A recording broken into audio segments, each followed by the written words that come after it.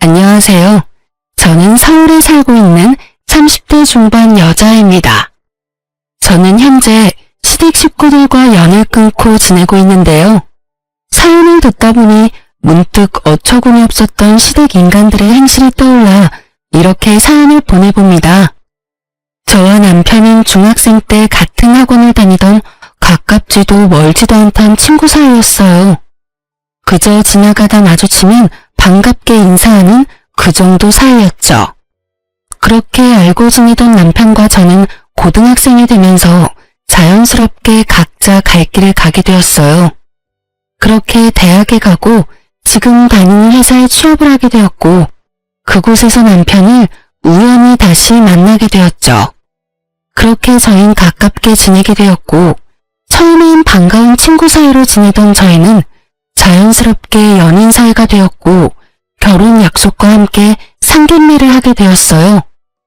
아주버님은 남편과 쌍둥이였는데 남편과 마찬가지로 같은 학원에 다녔던 터라 상견례 자리에서 저를 보고 엄청나게 반가워해 주더라고요. 재수씨, 이렇게 다시 만나다니 반가워요. 두 사람 인연이긴 인연인가 보네요. 결혼까지 한다니 말이에요. 그러게요. 저도 회사에서 처음 만났을 때 얼마나 놀랐는지 몰라요. 다 가족이들 운명이었나 보네요. 결혼 축하해요. 내 동생 잘 부탁해요, 재수씨. 이렇듯 저희는 알던 사이더라도 서로 간에 예의는 차리며 인사를 나누었고 상견례 자리도 화기애애한 분위기에서 잘 마무리되었어요. 양가의 축복을 받으며 저희는 결혼을 하게 되었고 신혼집은 친정에서 세를 주고 있던 아파트가 비게 되어 그 집에 전세로 살게 되었어요. 회사에서 가깝기도 했고 무엇보다 시세보다 저렴하게 세를 주신 친정 부모님 덕분에 고민할 필요가 없는 결정이었어요. 그렇게 저희는 평범한 결혼 생활을 이어나갔고 포용력이 넓은 남편 덕분에 크게 싸울 일 없이 잘 지냈어요. 그러던 어느 날 저는 출근을 하고 남편은 연차를 써 쉬는 날이었어요. 남편은 제가 출근하는 시간에 맞춰 일어나 저를 회사에 데려다주고 형을 만나러 간다고 하더라고요.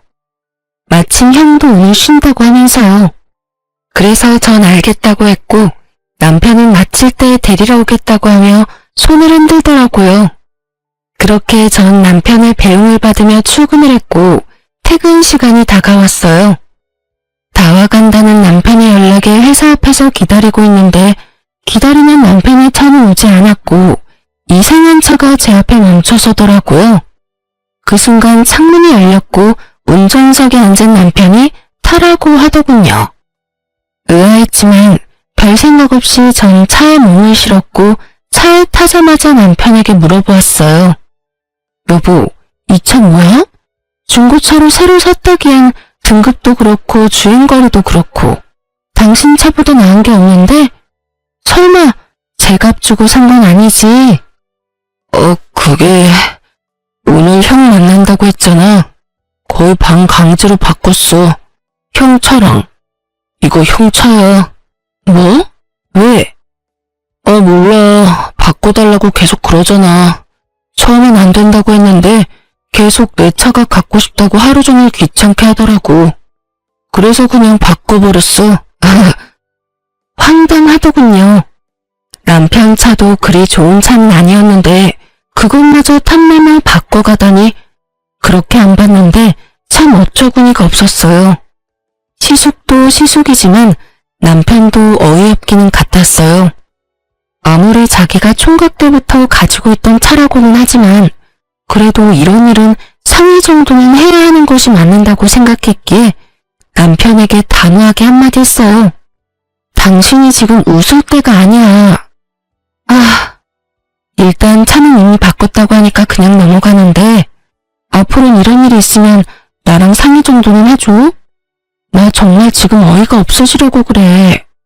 아무리 동생 차가 탐난다고 해도 그걸 정말로 바꾸자는 형이나 바꾸자고 한다고 바꿔버리는 동생이나 나 황당해 진짜. 그런가? 난 워낙 어릴 때부터 이러고 살아서 그런 생각도 못했네. 먹는 것도 그렇고 입는 것도 그렇고 좋은 거는 다 형이 먼저였거든.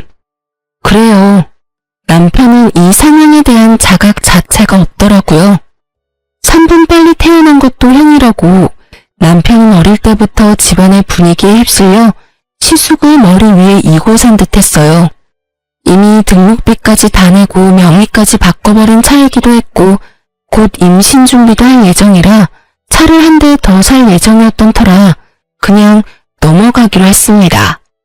대신 전 남편에게 정신교육을 하기 시작했어요. 여보, 당신 걸 아주버님한테 다 양보하는 건 당연하지가 않은 일이야. 그게 설사 아주버님이 가지고 싶어 한다고 해도 말이야. 아주 극단적인 예로 만약에 아주버님이 내가 갖고 싶으니까 날 달라고 하면 줄 거야? 미쳤어? 당신을 어떻게 줘? 내 마누라인데. 좋았어. 앞으로 그런 마인드로 살아. 이기적으로 살라는 말은 아닌데 내 것은 내 것, 네 건 네 것이라는 생각을 좀 하란 말이야. 왜 당신도 가지고 싶고 당신도 어렵게 가진 걸 아주버님한테 양보를 해? 그건 아니야. 아무리 형제라도 말이야. 알겠어. 앞으로는 다신 이런 일 없도록 할게. 당신이랑 꼭 상의도 하고. 남편은 호언장담해 주었고 저는 남편을 믿어보기로 했어요. 그렇게 저희는 시숙의 차는 만일에 대비해 팔지 않고 두기로 했고 조금 더 앞당겨 새 차를 뽑아 함께 타고 다니기 시작했죠. 그러던 어느 날 시부의 생신이 다가왔고 남편과 저는 퇴근 후 바로 약속 장소로 가게 되었어요. 그때까진 시댁과 얼굴 붉히는 일 한 번 없이 잘 지내고 있었던 터라 기쁜 마음으로 시댁 식구들이 모인 곳으로 걸어가고 있었어요. 그런 저희를 아주버님도 발견했는지 손을 흔들더니 저희가 의자에 앉기도 전에 말을 걸어오더라고요. 야, 너 차 바꿨냐? 좋던데? 정확히는 차 이야기였지만요. 도대체 언제 본 것인지 이때부터 시작된 차 이야기는 끊기지 않더군요. 언제 샀어? 나랑 차 바꾼 지 얼마나 됐다고. 그새 저렇게 좋은 차도 다 사고. 능력 좋다. 능력 좋기는 문짝만 우리 거고 다 대출이지 뭐. 우리 이제 임신 계획도 세우고 있고 원래 바꿀까 생각도 하고 있던 터라 그냥 앞당겨서 샀어. 이제 아기 생기고 출산하게 되면 이 사람하고 아기하고 타고 다녀야 하니까. 부담되더라도 안전하고 좋은 차로 산 거고. 이렇게 말한 남편은 더는 차 이야기가 하고 싶지 않다는 듯 티가 나게 시부에게 말을 걸며 말을 돌려버렸지만 시숙은 그런 남편에게 끈질기게 차에 대해서 물어보더라고요. 어찌나 캐묻는 것인지 남들이 보면 남편에게 차를 사러 온 손님이라 착각까지 하겠더군요. 남편은 끊임없는 시숙의 물음에 대답하느라 밥은 먹는 둥 마는 둥 했고 전 그런 남편이 신경 쓰여 가만히 있을 수가 없더라고요. 사실 시숙의 차 이야기가 거슬리기도 했고요. 아주버님, 차 이야기는 이제 그만하시고 식사하세요. 음식 다 식겠어요. 당신도 얼른 먹어. 아까 회사에서부터 배고프다고 했잖아. 제 말에 시숙은 합주기가 되었고 시모는 사랑하는 장난말을 막은 저의 태도가 마음에 들지 않는지 연신 헛기침하더라고요. 그것도 저를 노려보다시피 하면서요. 시댁 식구들의 분위기를 보아하니 그간 남편이 어떻게 지냈는지 대충 알겠더라고요. 미쳐 날뛰는 시숙과 그런 시숙이라면 뭐든 다 잘한다 했을 시부 시모, 그리고 그 사이에서 뭐든 다 양보하며 살아온 남편까지.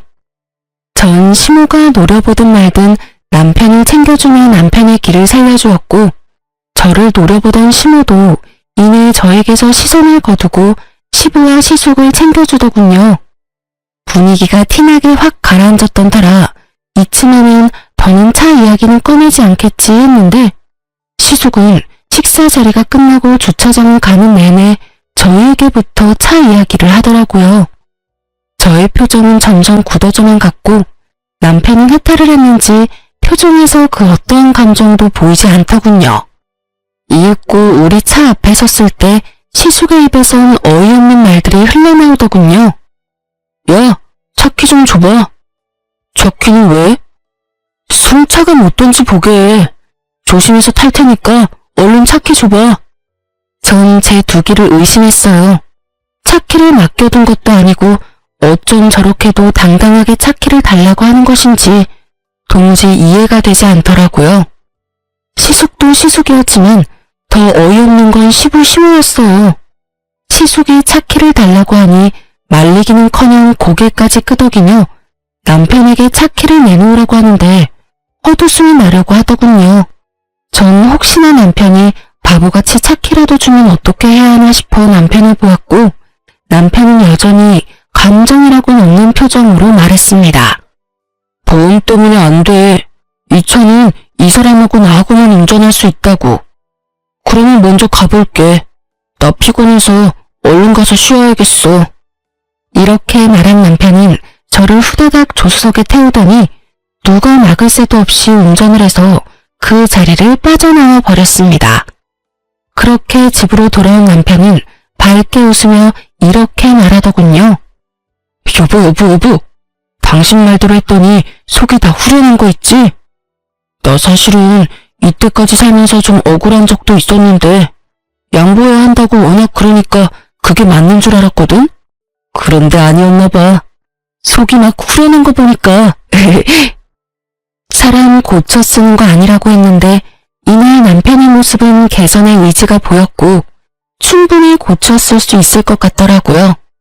그 믿음에 확신을 주게 된 계기는 생각보다 빨리 찾아오더군요. 시부 생신 이후 저의 태도에 큰 불만을 가지게 된 시모는 저에게 틈만 나면 연락하며 괴롭히기 시작하더라고요. 예, 어머님, 무슨 일이세요? 넌 무슨 말을 그렇게 하니? 꼭 무슨 일이 있어야지만 전화를 하니?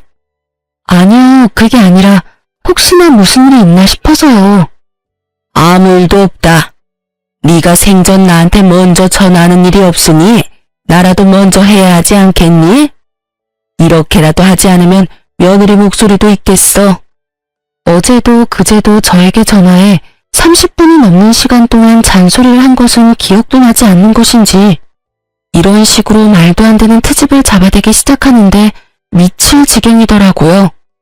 이 고난은 또 어떻게 헤쳐나가야 하나 고민이 깊어지던 어느 날 남편과 회사에서 이야기를 나누고 있는데 또 시모에게서 전화가 왔고 저의 표정은 점점 굳어져만 갔어요. 그 순간 남편은 묻지도 따지지도 않고 제 휴대전화를 가지고 가더니 전화를 대신 받더군요. 엄마, 집사람 회의 들어갔어. 무슨 일 있어?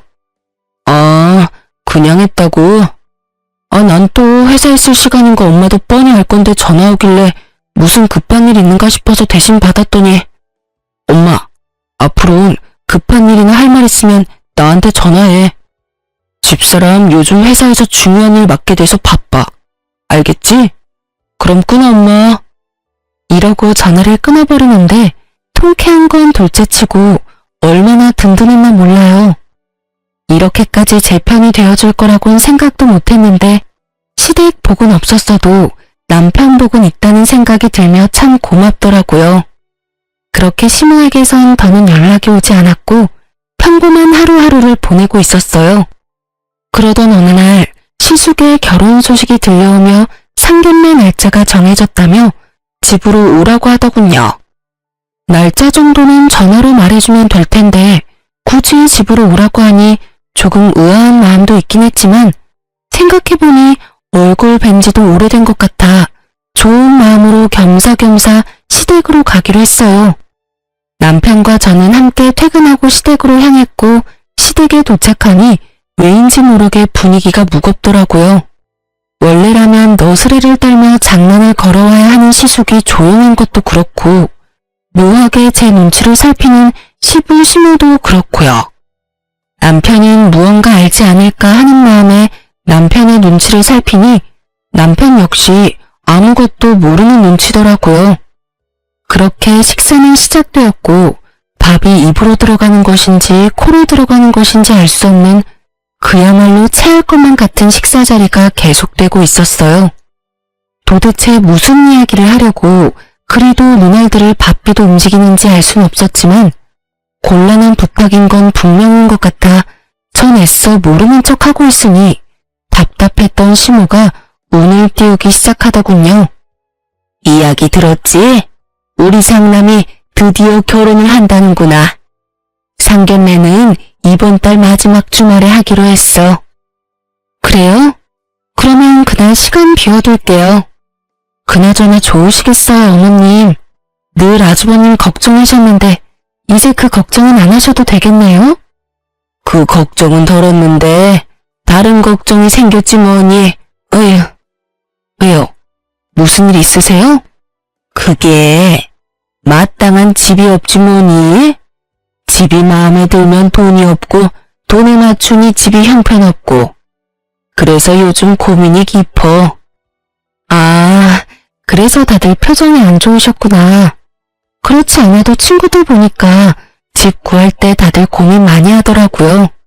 한두 푼짜리도 아니고 급하게 생각하지 마시고 아직 시간 있으니까 천천히 알아보세요.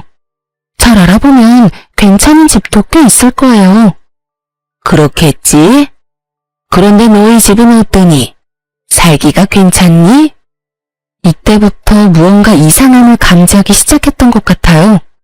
심호하는 꼴이 꼭 시숙이 참 울어오던 꼴과 같아도 너무 똑같았으니까요.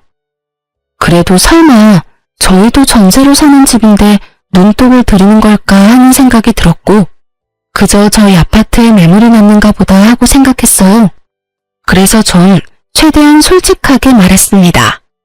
신축은 아니긴 하지만 주변에 상가들도 많고 교통편도 좋아요. 무엇보다 회사가 가까워서 저흰 만족하면서 살고 있어요. 제가 이렇게 말하자 시모는 갑자기 제 손을 꽉 잡고 눈을 반짝이며 속내를 드러내기 시작하더군요. 아가, 그래서 하는 말인데 그 집 우리 장남이 좀 살면 안 되겠니? 너희가 살고 있는 그 집 우리 장남한테 좀 양보해 주렴. 네? 그게 무슨 말이세요? 말 그대로야. 너희가 사는 집 우리 장남한테 좀 주렴. 어차피 그 집 너희 친정집이라고 했잖니. 네 친정의 자식이라고는 너 하나뿐이니 지금은 전세로 새들어 살고 있어도 언젠가는 다 네 것이잖니. 그러니 친정에다가 말 좀 잘해서 일찍 물려달라고 하고 그 집 물려받으면 네 신랑 명의로 해놓으렴. 그때부턴 우리가 다 알아서 하마. 아, 중간에 드는 세금은 우리가 다 알아서 할 테니 그건 걱정도 하지 마라. 우리도 그 정도 생각은 다 하고 있어. 이 무슨 말도 안 되는 헛소리인지. 농담이라고 해도 억소리가 날 것 같은데 표정을 보아하니 진단이 분명했고 긍정의 의미로 고개를 끄덕이고 있는 시부와 시숙을 보고 있자니 욕이 나올 것만 같더군요. 전 최대한 흥분을 하지 않으려 애쓰며 말을 이어나갔습니다. 어머니, 그런 말이 어디 있어요. 부모님께서 물려주신다고 하신 것도 아니고 제가 나서서 어떻게 물려달라고 해요. 그리고 혹시나 물려주신다고 한들 그 집을 아주버님께 내주고 나면 저흰 어디 가서 살라고요? 그거야 너희 친정에 집 한 채 더 있잖니? 거기 사는 사람 내보내고 너희가 거기 들어가서 살면 되지 않니? 설마 우리가 너희 길거리에 내앉게 하겠어? 다 생각을 해놨지. 정말 어이가 없더군요. 어쩌면 이렇게 당당하게 친정 부모님의 집으로 이딴 말도 안 되는 계획을 세웠던 것인지 아니 애초에 친정에 노는 집이 한 채 더 있는지 어떻게 알고 있는 것인지 의문만이 가득했고 시모의 물음에 답도 하지 않고 생각해보니 상견례 날이 떠오르더라고요.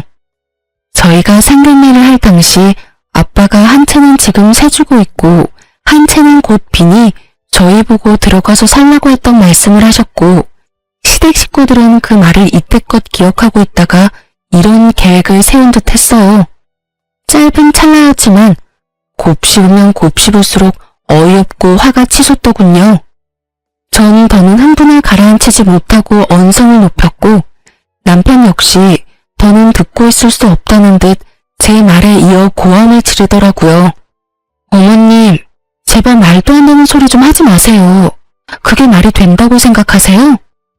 그래 엄마, 제발 좀 그만해. 양심이 없어? 아니면 생각이 없는 거야? 다 다들 정말 왜 이렇게 염치들이 없어? 뭐? 집을 내놓으라고?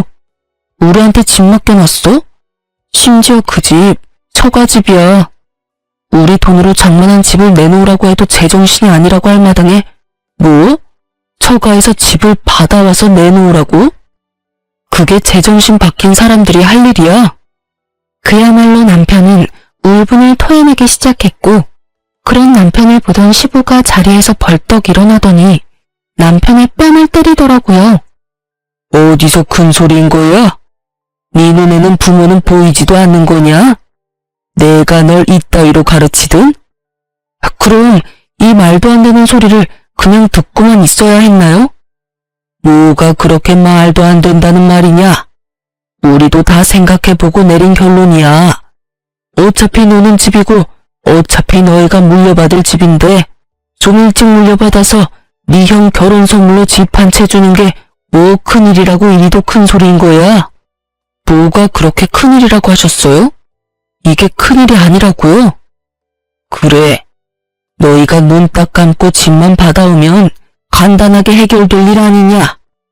저것도 말이라고 하는 것인지 참 대단한 인간들이라는 생각만 들더군요. 남편 역시 더는 말이 통하지 않는다고 생각했는지 제 손을 잡고 일어나며 단호하게 한마디 했어. 전혀 간단하지 않고요. 저흰 절대 처가에서 집 받아올 생각도 없고 혹시나 집을 받게 되더라도 줄 생각은 전혀 없으니 헛물 캐지 말고 그 시간에 능력에 맞는 집이나 더 알아보세요. 아시겠어요? 이렇게 말한 남편은 대답은 들을 필요도 없고 더는 말 섞을 필요도 없다는 듯 저를 끌고 시댁에서 나와버렸습니다. 그날 이후 시댁에선 연락이 없었지만 시숙에게선 적잖게 연락이 왔고 남편은 절대 안 된다는 말만 반복하며 전화를 끊어버리더군요. 그렇게 상견례 날이 되었고 저희는 고민하던 끝에 상견례에 참석하기로 했어요. 저희는 저희의 뜻을 분명히 밝혔고 아무리 상황이 이 지경이라도 형제가 있는 것을 뻔히 알 텐데 참석하지 않으려고 하니 마음이 불편해 많이 고민하고 내린 결정이었죠. 걱정이 많았던 상견례 자리는 저희 때와 마찬가지로 비교적 좋은 분위기로 이어지고 있었고 이런저런 이야기가 오가다 시숙의 예비 장모님께서 집 이야기를 꺼내더군요. 그건 그야말로 파국의 시작과도 같았죠. 혹시 집은 어떻게 하시기로 하셨나요? 저희 사돈댁 의견에 맞추겠습니다. 집을 해주신다고 하신다면 저희도 거기에 맞게 다 해서 시집 보낼 것이고 애들끼리 알아서 하게 하신다면 그것도 상관없습니다. 혹시 따로 계획하고 계신 것이 있으면 말씀해 주시겠어요? 들어보니 반반 결혼도 전혀 상관이 없다는 말이었고 여러 가지 생각이 스치더군요. 굳이 시숙이 집을 마련해야만 하는 상황도 아니었는데 그 무리한 요구를 했던 시댁 식구들이 어이없기도 하면서 또 한편으로는 반반 결혼도 환영해 주신다고 하니 다행스럽기도 하더라고요. 이젠 그 말도 안 되는 요구를 하는 일은 없겠다 싶어서요. 하지만 그런 제 기대와는 달리 시모의 입에선 예상치 못한 경악스러운 말이 흘러나오고 있더군요. 아유, 애들끼리 알아서 한다뇨. 요즘 아무리 세상이 변했다고 해도 집은 남자가 해가야죠. 마침 괜찮은 아파트가 있어서 사려고 하고 있어요. 아, 그러세요? 그러면 거기에 맞춰서 혼수 준비하도록 할게요. 대략 몇 평쯤 되나요? 32평이에요. 층은 20층인데 전망도 좋고 주변 상가도 많이 들어와 있어서 생활하는데 불편함이 없을 거예요. 아, 신축은 아닌데 관리가 잘 돼서 아주 괜찮다고 하더라고요. 거기에다가 교통편도 아주 좋고요. 그래요? 무엇보다 교통편 좋다는 게 참 좋네요. 그렇죠? 마음에 드신다니 다행이네요. 조만간 살던 사람들이 나갈 예정이니까 정리되는 대로 같이 보러 가시죠. 그래도 집은 한번 보셔야 하지 않겠어요? 빠른 시일 내에 연락 한번 드릴게요. 이렇게 말하면서 저를 쳐다보며 미소 짓는데 딱 알겠더라고요. 20층 32평? 인프라 형성이 잘 된 신축은 아니지만 관리가 잘 된 아파트. 그곳은 바로 저희 집이라는 사실을요. 그래요. 시모는 뻔뻔하게도 준다고 한 적도 없는 저희 집을 얼굴색 하나 변하지 않고 마련할 수 있다고 말하고 있었고 그 머릿속은 뻔했어요. 아마 모르긴 몰라도 상견례 자리에서 공포하듯 말하면 저희가 어쩔 수 없이 집을 내놓을 거라 생각했겠죠. 그 얼마나 어이없고 멍청하게 짝이 없는 생각인 줄도 모르고요. 아니, 친정 부모님 집이 제 집도 아니고 저희가 마련한 저희 명의의 집도 아닌데 어쩌면 그런 생각을 할 수가 있는지 참 황당하더라고요. 신부도 참 날강도 신부보다 더하면 더했지 모자라진 않아 보이더군요.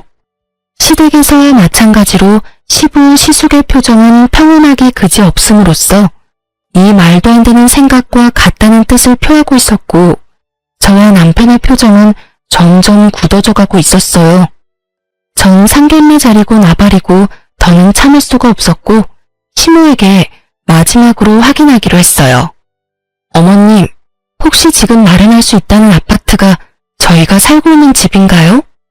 나가야 하는 세입자는 저희고요. 맞나요?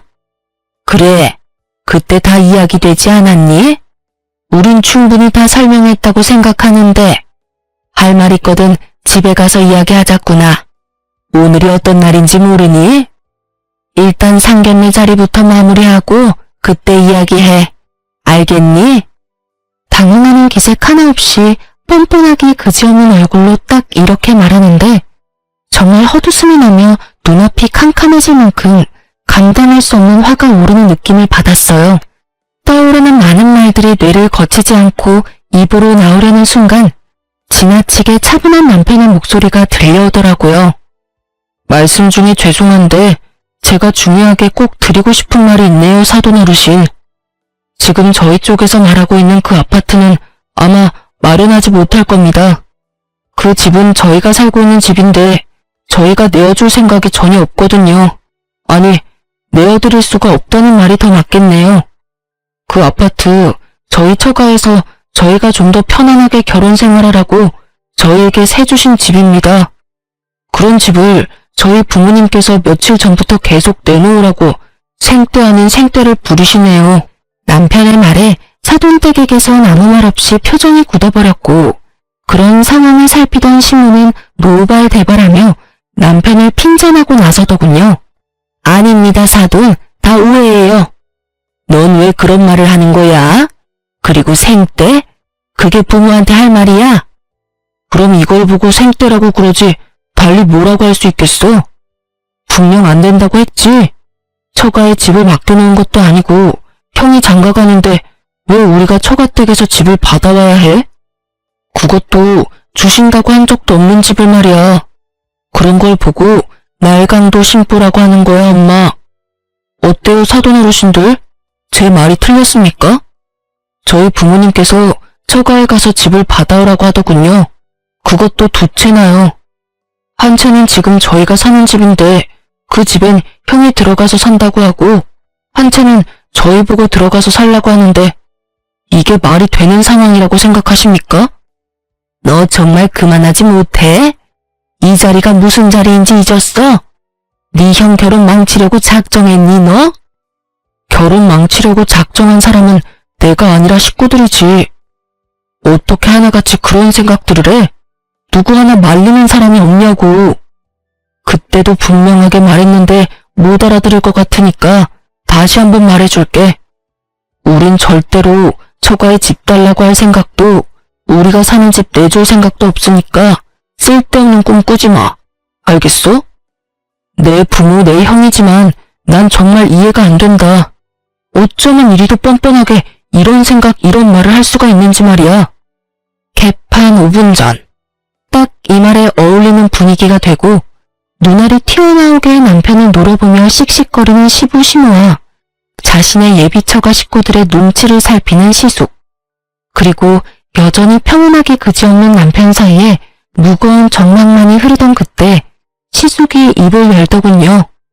너 왜 이렇게 변했어? 너 원래는 이렇지 않았잖아. 다 잊었냐? 네가 가진 건 다 내 거라는 걸. 너 역시 그걸 당연하게 생각하고 이때껏 나한테 다 양보하며 그렇게 살았잖아, 너. 그런데 왜 이제 와서 이러는 거야? 그깟 집 좀 주면 되는 건데. 어차피 네 집도 아니고 서가에 그냥 받아오면 되는 건데 그것도 못 해줘? 자동차는 국말 없이 넘겨놓고 왜 집은 안 되냐고. 이 무슨 제 무덤 스스로 파는 짓거리인지. 시숙은 친절하게도 자신이 얼마나 파렴치하고 상식 이하의 인간인지 스스로 증명하고 있었고, 형님이 될 뻔했던 여자의 표정은 실시간으로 썩어가고 있더라고요. 여자의 표정은 보이지도 않는 것인지 시숙의 말도 안 되는 생떼는 계속되고 있었고, 그런 시숙의 말을 듣고만 있던 남편은 긴 한숨을 쉬더니 말하더군요. 그래. 나 이때까진 그렇게 살았어. 그게 맞는다고 생각했으니까. 그래, 그게 맞는 거야. 그러니까 이때까지 살던 대로 살아, 그냥. 알겠어? 아니, 이제 그게 틀린 거라는 걸 알았어. 그러니까 이제 그렇게 살진 않을 거야. 차 이야기했지? 그깟 차 정도야 형이니까 충분히 바꿀 수 있다고 생각했어. 사실 가격 차이도 크게 나지 않았고 내 돈으로 산 내 차이기도 했으니까. 가족끼리 그 정도는 충분히 해줄 수 있다고 생각했다고. 하지만 집은 엄연히 달라. 그 집은 내 집도 아니고 내 돈은 10원짜리 하나 들어가지 않았으니까. 정 그 집이 탐나면 형이 사. 살 돈이 없으면 전셋값이라도 내고 살아. 그 정도는 내가 장인어른한테 잘 이야기해 볼 테니까 말이야. 단 우리가 사는 가격대는 꿈도 꾸지 말고 시세대로 내고 들어와서 살아.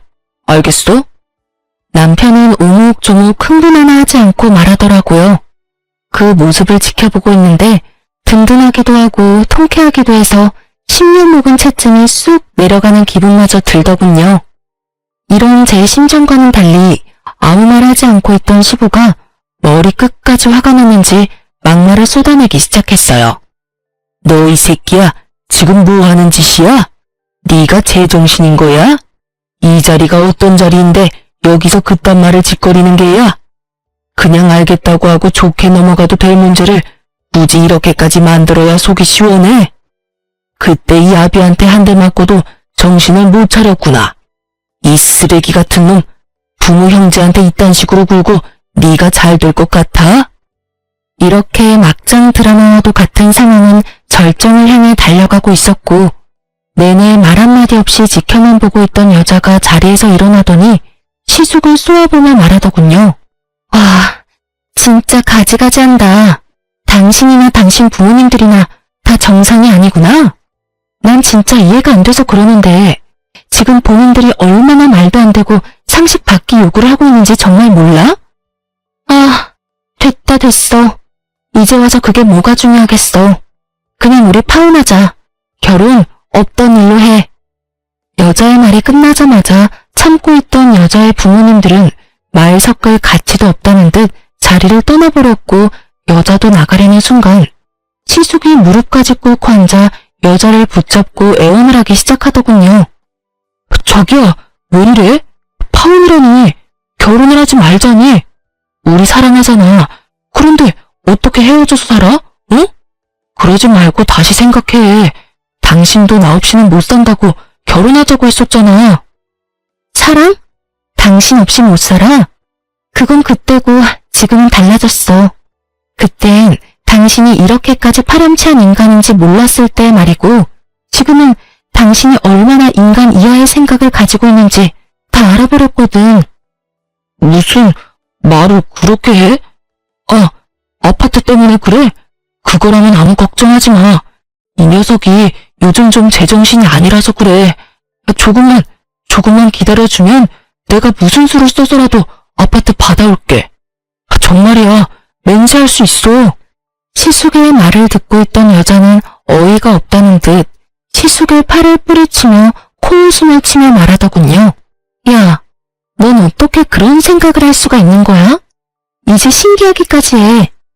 내 말 잘 들어. 네가 능력이 안 돼서 부모 도움 받는다고 해도 이해는 했겠지만 한심했을 텐데. 뭐? 동생 처가에서 집을 받아온다고? 그것도 자랑이라고 짓거리고 있는 거야? 아니, 애초에 그게 말이 된다고 생각하는 거니? 난 말이야, 만약에 네가 돈이 없다고 나한테 솔직히 말했으면 반반도 상관없었고 내가 집을 마련해서 올 수도 있었어. 보통 사람들은 이런 생각들을 하고 산다고. 알겠니? 저기요. 그놈의 자기 소리 좀 하지도 마. 소름 끼치니까. 너랑 네 부모님 하는 꼴 보아하니 결혼했다간 모르긴 몰라도 내 인생 말아먹는 건 시간 문제일 것 같은데 너 같으면 그런 결혼 하겠어? 미치지 않고서야 절대 안 하지. 어쨌든 우리 결혼도 우리 만남도 여기서 끝이니까 다시는 내 앞에 나타나지도 말고 연락도 하지 마. 알겠어? 아참, 그리고 너 웬만하면 결혼하지 말고 이번 인생은 그냥 네 부모랑 살아. 괜히 애먼 여자 데리고 와서 인생 망치지 말고. 알겠니? 사이다와도 같은 발언을 마친 여자는 저희 부부의 앞에 서서 감사 인사를 전하더군요. 정말 감사해요. 그런 말까지 해주시는 게 쉬운 일이 아니었을 텐데 다 말씀해 주셔서 덕분에 인생 구제했네요. 정말 감사해요. 여자는 그대로 나가버렸고 모두가 떠난 그곳에서 저흰 그야말로 공공의 적이 되어버렸더군요. 시모는 온갖 욕을 하고 있었고 시부는 먹지 않고 뒀던 식전주를 연신 들이키고 있더라고요. 시숙은 남편을 한 대 칠 요량으로 주먹을 부들부들 떨고 있었고요. 너 이 자식, 너 때문에 지금 내 결혼이 깨졌어? 너 이걸 어떻게 책임질 거야? 내 인생 어떻게 할 거냐고. 그걸 왜 나한테 물어? 형 인생 형이 알아서 해야지. 그리고 앞으로는 이때껏 내가 부모님께 주던 생활비도 드리지 않을 거니까 형이 알아서 해. 오늘 보니까 굳이 나 혼자 부모님을 챙길 필요가 없어 보이더라고. 당연히 대신 내주던 부모님 대출금도 마찬가지로 내주지 않을 거니까 그것도 이제부턴 형이 감당해. 뭐라고? 갑자기 그건 왜? 내가 돈이 어디 있어? 그럼 나는 돈이 차고 넘쳐서 부모님 드린 줄 알아? 나도 다 회사에서 일해서 번 돈으로 드린 거니까 형도 월급 받은 걸로 보태드려. 잘난 장남이 이제부턴 알아서 하라고. 못난 차남한테 바라지 말고. 그리고 형이 이때까지 빌린 돈도 다 갚아. 이때까지 나한테 돈 빌릴 때마다 온 메시지도 다 보관하고 있고 입출금 내역도 고스란히 다 남아있으니까 한 푼도 빼지 말고 다 갚아. 혹시나 해서 말인데 안 갚으면 아무리 가족이라도 경찰에 신고할 테니까 그런 줄 알고. 그럼 우린 이만 가볼게. 더 있다가 귀가 썩을 것만 같아서 말이야. 그렇게 저흰 돌아와 버렸고 시댁에서 오는 모든 연락을 받지 않았어요. 시숙은 예상대로 돈을 갚을 생각이 없어 보였고 남편은 그런 시숙을 경찰에 신고를 해버렸어요. 처벌을 할 생각까진 없었지만 겁을 주기 위해 하는 신고라고 하더군요. 남편의 생각이 통했는지 경찰에 신고를 한 날 시숙에서 전화가 끊이지 않고 오더라고요. 왜 계속 전화질이야? 너 진짜 미쳤어? 그렇다고 정말 신고를 하면 어쩌자는 말이야. 경찰서에서 전화까지 왔다고. 그러게 내가 돈 갚으라고 했잖아. 경찰에 신고한다고. 야, 이 미친 새끼야. 네가 인간이야? 어떻게 이렇게까지 하냐고. 이렇게까지 해야 형이 내 돈을 갚을 것 같더라고. 이제 내 의지는 잘 알았을 테고 푼돈 가지고 시간 끌지 말고 주말까진 기다려줄 테니까 다 갚아. 만약에 이번에도 내 경고 무시하면 다음 주엔 경찰서에서 보게 될 테니까 그런 줄 알고 전화 끊어. 남편은 그대로 전화를 끊어버렸고 저를 향해 옅은 미소를 보여주더군요. 착잡해 보이더군요. 하지만 그 착잡함도 잠시 소식을 전해 들은 시부모가 집으로 찾아왔고 문을 열어주지 않으니 동네가 떠나가라 소리를 지르고 문을 두드리더군요. 그런 자신의 부모의 모습에 오만정이 떨어진 듯 남편은 아무 말이 없었고요. 그렇게 끝까지 밑바닥을 다 드러낸 시부 시모는 저희가 도무지 문을 열어줄 기색도 보이지 않자 돌아가 버렸고 주말이 되기 전 시숙은 돈을 입금했더라고요. 그렇게 저흰 시댁과의 모든 연락을 끊고 살았고 처음엔 많이 힘들어하던 남편도 시간이 지나자 점점 표정이 밝아지더군요. 여보, 나 사실은 많이 힘들었어. 그래도 부모님 있고 가족인데 이건 너무하나 싶기도 했고 말이야. 그런데 지금 생각해보니까 왜 진작 그러지 않았나 싶을 정도로 홀가분하고 행복해. 내가 진작 이런 결단을 내렸어야 했는데. 그랬다면 당신이 그런 일을 겪지 않아도 됐을 텐데. 미안해. 당신이 미안할 게 뭐 있어. 난 당신이 그런 결정을 내려준 것만 해도 고맙고 미안하고 그래. 그나저나 당신 집에선 더는 연락 없어? 응, 요즘엔 조용하네. 그거 참 다행이라고 하려는 순간 양반은 못 되는지 시모에게서 전화가 오더군요. 한동안 뜸했던 시모에게서 온 연락이라 남편은 잠시 고민을 하다 전화를 받았고 시댁은 그야말로 파탄이 나 있더군요. 무슨 일이야? 이제 다신 연락하는 일 없는 줄 알았는데. 아들, 엄마 아빠 좀 살려줘. 우리가 다 잘못했어. 왜 나한테 그런 말을 해? 그 잘난 장남은 어떻게 하시고. 그게 그놈 집 나갔어. 글쎄 네가 보태주던 돈을 다 자기가 내야 한다고 생각하니까 그게 아까웠는지 갑자기 독립을 한다고 하면서 짐을 싸서 나가버렸지 뭐야. 그리곤 연락조차 안 된다. 그래서? 그래서라니? 너도 알다시피 우리한테 돈이 어디 있어? 이 집 마련하느라 그나마 있던 돈도 다 쓰고 집 대출금만 남은 거 너도 알잖니? 이제 와서 일을 할 수도 없는 노릇이고. 그래서 하는 말인데 예전처럼 돈 좀 도와주면 안 되겠니? 앞으로는 다른 건 바라지도 않으마. 그저 네 부모 생활만 할 수 있게 좀 도와주렴. 엄마, 잘 들어? 앞으로 나 우리 식구들이랑 연 끊고 살 거야. 자식으로서의 도리는 충분히 했다고 생각하고 있지만 상황이 이러니 형한테 돌려받은 돈 엄마 줄 테니까 급한 불 붙었고. 그게 내가 엄마한테 마지막으로 해주는 도리니까 그런 줄 알고. 앞으로 연락도 하지 말고 찾아오지도 마. 너 정말 대단한 놈이구나. 어떻게 부모한테 이렇게까지 해? 내가 널 어떻게 키웠는데 이 나쁜 놈아.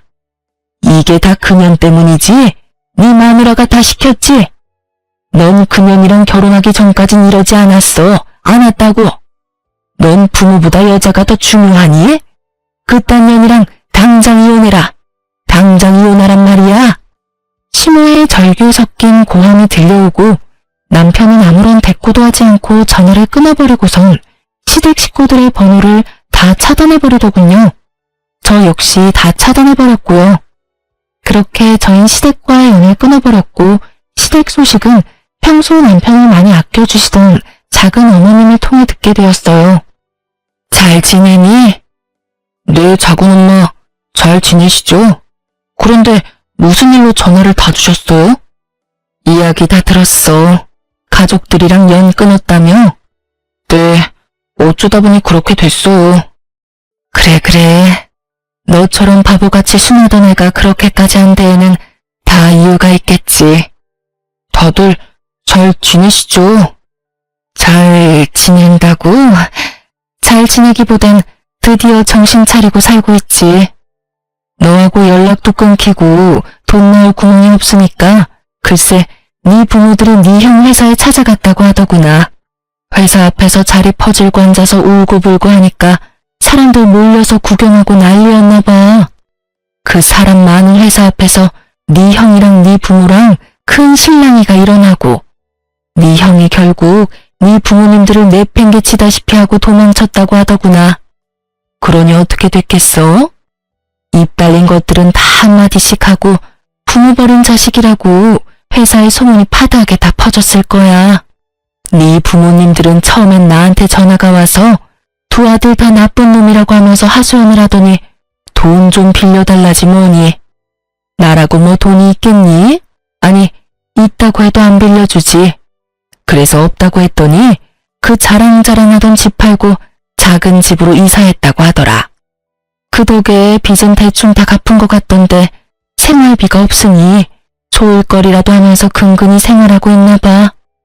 그러니 이제라도 정신 제대로 차린 거 아니겠어? 제가 참 뭐라고 해야 할지 모르겠네요. 저 역시 부모 버린 건 마찬가지니까요. 그런 말 하지 마라. 내가 말했지? 너 같은 애가 그렇게까지 했을 땐 다 그만한 이유가 있을 거라고. 내가 처음 시집 왔을 때 네가 3살이었어.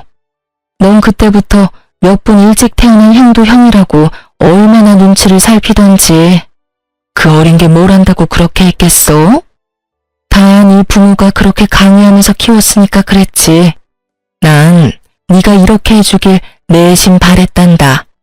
그러니 그런 죄책감은 가지지 말려무나.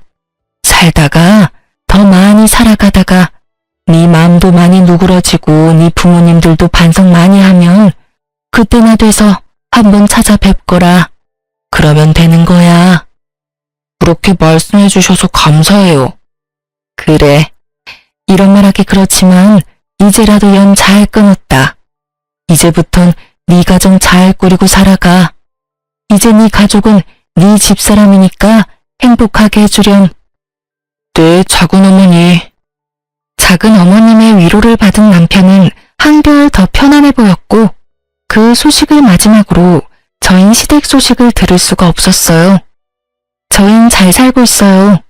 집도 회사에서 더 가까운 곳으로 이사를 했고 전화번호도 바꿔버렸죠. 시부 시모에게선 연락이 오지 않는데 시숙에게서 다른 번호로 연락이 계속해서 와 어쩔 수 없이 바꿔버렸네요. 다행스럽게 시숙은 회사로는 찾아오지 않았고 시부모는 남편에게 워낙 관심이 없었던 터라 남편의 회사를 모를 거라고 하더군요. 그래서 회사는 계속 잘 다니고 있어요.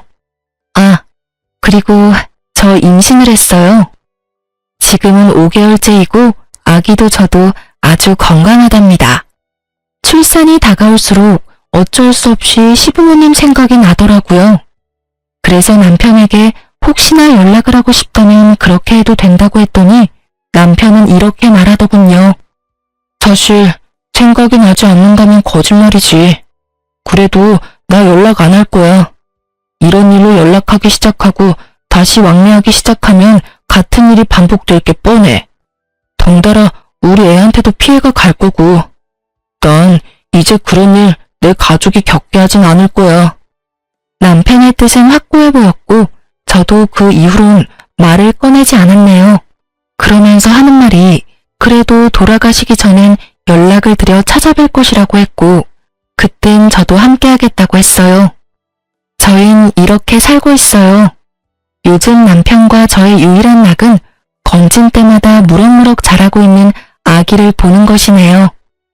원래도 다투는 일이 거의 없었는데 임신을 한 후엔 더 다툴 일도 없고 아주 잘 지내고 있어요. 이렇게 저의 시댁과 인연을 끊게 된 이야기는 끝이 났습니다. 긴 사연 함께 해주셔서 감사해요. 그럼 전 이만 물러가 볼게요. 좋은 하루 되세요.